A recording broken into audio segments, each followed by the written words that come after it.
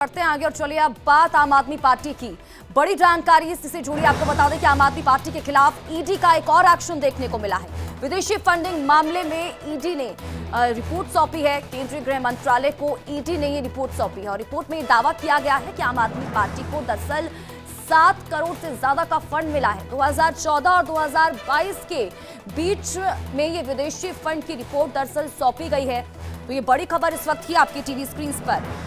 रजनीश ज्यादा जानकारी के साथ हमारे संवाददाता इसी खबर पर हमारे साथ लाइव जुड़ चुके हैं, सीधा रुख उनका करेंगे और जानकारी लेंगे। रजनीश, हम लगातार ये कह रहे हैं कि आम आदमी पार्टी की मुसीबतें पहले कम नहीं हुई थी कि और ज्यादा बढ़ती हुई नजर आ रही है। ये जो अब मामला सामने निकल कर आया है, ये जो विदेशी फंडिंग का आरोप लगाया जा रहा है, क्योंकि 6th फेज में दिल्ली में वोटिंग होनी है, कितना असर अब आगे चुनावों पर पड़ने वाला है इसके सामने निकल के आने के बाद? देखिए, आम आदमी पार्टी की जो मुश्किलें हैं वो लगातार उसी समय से बढ़ती जा रही थी जब सत्येंद्र जैन, संजय सिंह और मनीष सिसोदिया गिरफ्तार हुए थे।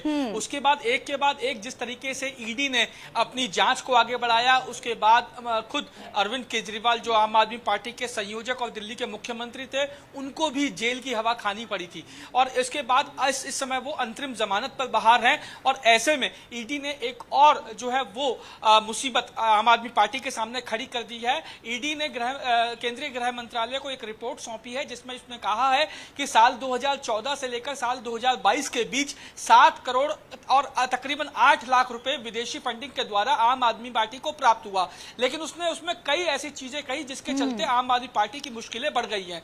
ईडी ने अपनी रिपोर्ट में यह बताया है कि कई जो डोनर्स हैं जिन्होंने विदेशों से पैसा फंड जो दिया, उसमें एक ही पासपोर्ट नंबर का इस्तेमाल किया गया था। यानी कई लोगों ने डोनेशन दी लेकिन एक ही पासपोर्ट नंबर का इस्तेमाल किया। उसके अलावा 155 लोग जो अब्रॉड में रहते हैं, उन्होंने टोटल 1 करोड़ 2 लाख रुपए का डोनेशन दिया 404 अलग अलग मौकों पर। लेकिन वो सभी ये जो 1 करोड़ का जो डोनेशन था, ये 55 पासपोर्ट्स के जरिए भेजा गया था। इसके अलावा 71 डोनर्स की जो बात की गई थी, उसमें 21 मोबाइल फोन्स नंबर जो है वो एक ही थे। एक ही मोबाइल नंबर से तकरीबन 99,90,870 रुपए भेजे गए और 75 अलग अलग डोनर्स ने 15 क्रेडिट कार्ड्स को उपयोग करके 19,92,123 रुपए जो है वो डोनेशन के रूप में दिए। अब सबसे बड़ी बात ये होती है कि आप ये डोनेशन जो ली है, इसे चेक के द्वारा लिया था या आपने ऑनलाइन लिया था?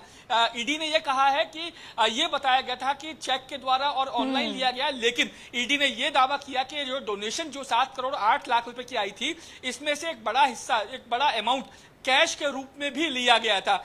जो सीधे सीधे अगर बात की जाए तो सीधे सीधे जो नियम है उनकी सीधे तौर पे अवहेलना की गई है और इसी के चलते आम आदमी पार्टी की मुश्किलें बढ़ गई हैं।